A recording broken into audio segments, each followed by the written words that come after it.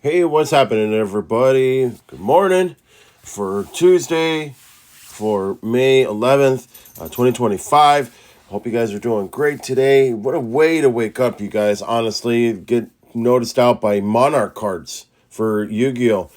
Main booster pack, Duelist Advance, and OCG release date is going to be April 26, 2025, and we have Monarch support. Thanks to the respective YGO and everything like that, the TCG Corner and all those on their hard work to go ahead and provide off of these contents and stuff like that, so I could go ahead and put this off to the channel as well, you guys. We are not in a partnership, but hey, maybe one day. In any case, you guys, we got some upgraded Monarch cards, and I'm excited about that because you guys have seen Monarch deck profiles onto the channel before. It's not going to be the end of it now. I said it once, and I'll say it again. We'll hopefully get new Monarch support coming in soon, and look what happened. We have new Monarch support. So let's just go ahead and get on with it, you guys. Let's start off with the biggest one. And so we have Idios, the Underworld Monarch. Funny how this is, because this is actually the after version, I guess, from, I guess, the Squires turn into Monarchs. Because Idios, as you remember, is a searcher and it searches out for Idea and all that, and it's a level 2.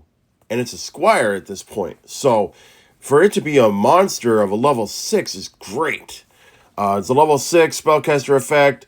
The attack is 2400 by 1000. You can use the effects of this card's in 1, 2, and 3 effects once per turn each. If this card is a normal summon or special summon, you can add one Monarch spell or trap or one monster with 2800 attack and 1000 defense from your deck or graveyard to your hand. Second effect, you could declare one attribute. Choose one monster onto the field to become that declared attribute. That you decide basically for that, which is great considering the fact that, I mean, even though they have all different attributes, your main ones would have constantly, of course, be the chaos forms, which would be light and dark. If you tribute summon a monster with 1000 defense and 200 more attack, and this card is in your graveyard, you could either add this card to your hand or special summon it.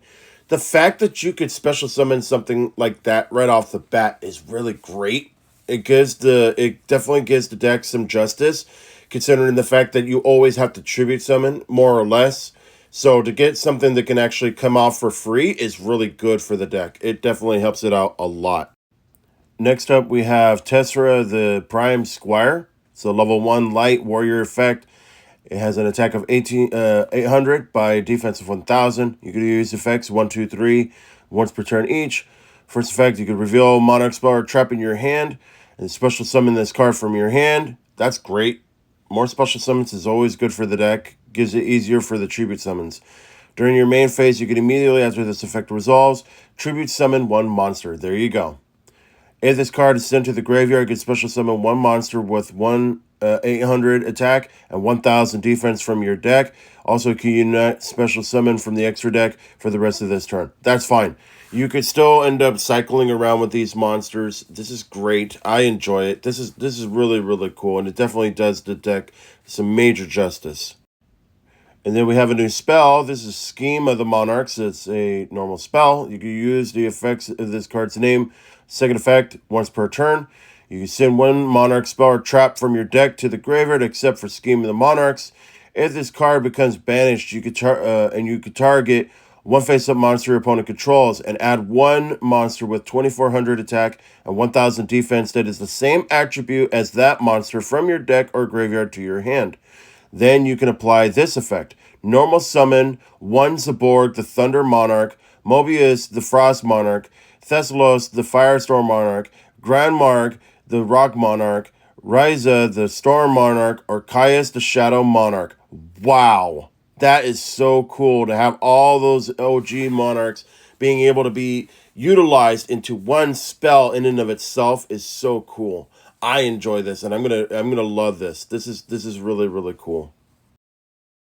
And the last two are pretty cool. This one is Rebellion. The Monarchs, a normal spell. You can use as effects of the card's name, 1 and 2 effects once per turn each. You do the first effect, discard one card, reveal 3 monsters with 1000 defense that have 800 attack or 2400 or more attack from the deck. Your opponent chooses one and add it to your hand, then send the others to the graveyard. You can also not special summon from the extra deck for the rest of this turn. Why would you? But that's still fine. You can banish this card from your graveyard, special summon one monster with 800 attack and 1000 defense from your hand. That's great. Next, we have Cumulation of the Monarchs. It's a continuous trap. Each time your opponent special summons a monsters, and you could control a tribute summoned monster, you could banish one Monarch spell or trap from your graveyard and apply activating one of these effects. You could only choose one of this card's names effects once per turn. Destroy one monster onto the field. Destroy up to 2 spells or traps onto the field. Discard one card at random from your opponent's hand. Destroy one face-down card into the field. Return one card in the field to the top of the deck and banish one card in the field. Are all of these effects the basically quote unquote the primary effects of each of the OG Monarchs? I think that's what it is. That is so cool. I love this.